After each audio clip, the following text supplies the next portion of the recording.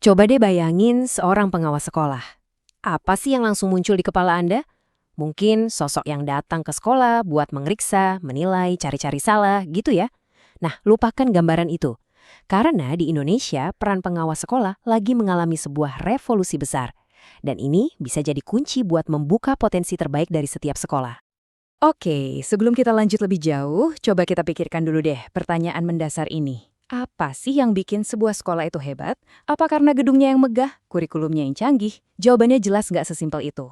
Tapi inti dari semua perubahan yang akan kita bedah kali ini adalah soal gimana caranya kita bisa bantu setiap sekolah tanpa terkecuali buat jadi sekolah yang hebat. Dunia kita kan udah beda banget ya. Di satu sisi ada cara-cara lama yang identik dengan tumpukan kertas dan administrasi manual. Di sisi lain, ada dunia modern yang serba digital, cepat, dan menuntut kita punya keahlian baru. Jelas banget kan, model pengawasan yang dibuat untuk era lama udah nggak relevan lagi sekarang. Makanya, perubahan ini bukan lagi sekedar pilihan, tapi udah jadi sebuah keharusan. Nah, disinilah letak perubahan besarnya. Pengawas sekolah kini punya misi baru. Mereka bertransformasi dari sosok yang mungkin jujur aja agak ditakuti kayak inspektur, sekarang berubah jadi seorang partner yang justru ditunggu-tunggu kedatangannya. Pergeserannya itu fundamental banget, dari yang tadinya cuma memeriksa jadi benar-benar memberdayakan. Ini nih, perbedaannya kelihatan jelas banget.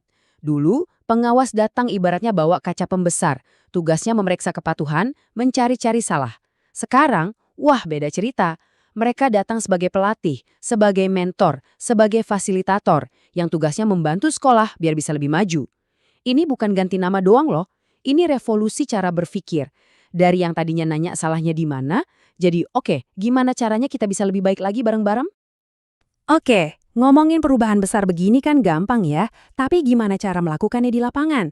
Gimana caranya mengubah seorang inspektur jadi pelatih? Nah, kuncinya ternyata adalah simplifikasi. Fokusnya disederhanakan, biar nggak ribet lagi. Dari yang tadinya rumit, sekarang disaring jadi 3 kompetensi inti yang jelas dan bisa langsung diterapkan. Dan inilah dia 3 pilar utamanya.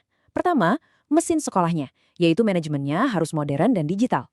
Kedua, jantung sekolahnya, yaitu proses belajar mengajar di kelas harus benar-benar berkualitas. Dan yang ketiga, jiwa sekolahnya, yaitu lingkungan belajarnya harus aman, positif, dan mendukung. Ketiganya ini satu paket, nggak bisa dipisah. Yuk kita kupas satu persatu, mulai dari yang biru dulu. Oke, pilar pertama, membangun sekolah digital. Ini bukan cuma soal beli komputer banyak-banyak ya. Bukan. Ini soal gimana kita pakai teknologi buat bikin semua urusan sekolah jadi lebih gampang, lebih efisien, dan lebih efektif. Ini soal fondasi biar sekolah siap menghadapi masa depan. Fokusnya itu benar-benar ke hal-hal yang praktis di lapangan. Misalnya, ngebantuin guru bikin modul ajar digital. Terus, memastikan sekolah lancar pakai sistem kayak Arkas buat ngurusin dana BOS atau Irapor buat nilai siswa. Tujuannya apa? Biar guru-guru kita itu nggak lagi kelelep sama urusan administrasi. Jadi, waktunya bisa lebih banyak dipakai buat yang paling penting, ngajar. Kerennya lagi, mereka juga mulai dikenalin sama teknologi baru kayak AI. Penting nih, semua ini bukan program sekali jalan terus selesai, nggak gitu. Semuanya jalan dalam sebuah siklus yang rapi, namanya siklus 5M. Simpelnya gini, dipetakan dulu kebutuhannya apa, terus direncanakan solusinya, baru dilaksanakan. Setelah itu nggak ditinggal, tapi terus dikelola dan dievaluasi. Siklus ini muter terus. Jadi sekolah itu kayak upgrade terus-menerus, nggak pernah berhenti jadi lebih baik. Oke, fondasi digitalnya udah beres. Sekarang kita masuk ke inti pendidikan, yaitu apa yang sebenarnya terjadi di dalam ruang kelas. Kompetensi kedua ini fokusnya adalah meningkatkan kualitas interaksi antara guru dan murid. Ngaku deh, kalau dengar kata supervisi kelas rasanya langsung tegang kan buat para guru? Nah, cara lama yang bikin deg-degan itu mau diubah total. Jadi gini, sebelum pengawas masuk kelas, mereka ngobrol dulu sama gurunya. Oke Bu, Pak, hari ini kita mau fokus lihat apanya ya? Pas di kelas, pengawas cuma ngamatin, nggak ada tuh judging.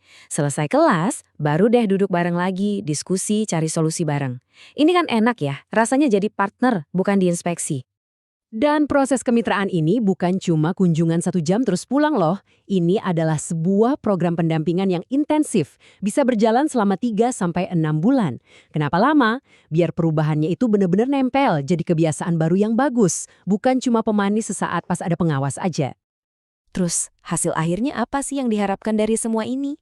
Ya kelasnya jadi hidup, murid-muridnya nggak cuma diem dengerin ceramah, tapi jadi aktif diskusi, kerja kelompok, dan pecahin masalah bareng. Kalau kelasnya udah begini, otomatis kemampuan literasi, numerasi, sampai karakter mereka juga ikut kebentuk dengan sendirinya.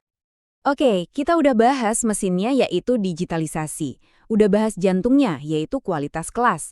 Ada satu lagi yang nggak kalah penting, jiwanya, yaitu lingkungan sekolah. Kompetensi ketiga ini memastikan sekolah jadi tempat yang aman dan positif. Karena logikanya sederhana, gimana anak mau belajar kalau di sekolah aja dia nggak merasa nyaman? Lingkungan positif itu apa sih? Ya artinya, sekolah itu jadi tempat yang bebas dari perundungan atau bullying, tempat di mana semua anak merasa dihargai dan diterima, nggak peduli latar belakangnya apa. Sekolahnya juga bersih, sehat, dan punya ruang-ruang yang bisa bikin anak jadi lebih kreatif. Ini kan fondasi mental yang penting banget buat mereka bisa belajar dengan optimal. Nah, kita kan udah lihat nih 3 pilar praktisnya.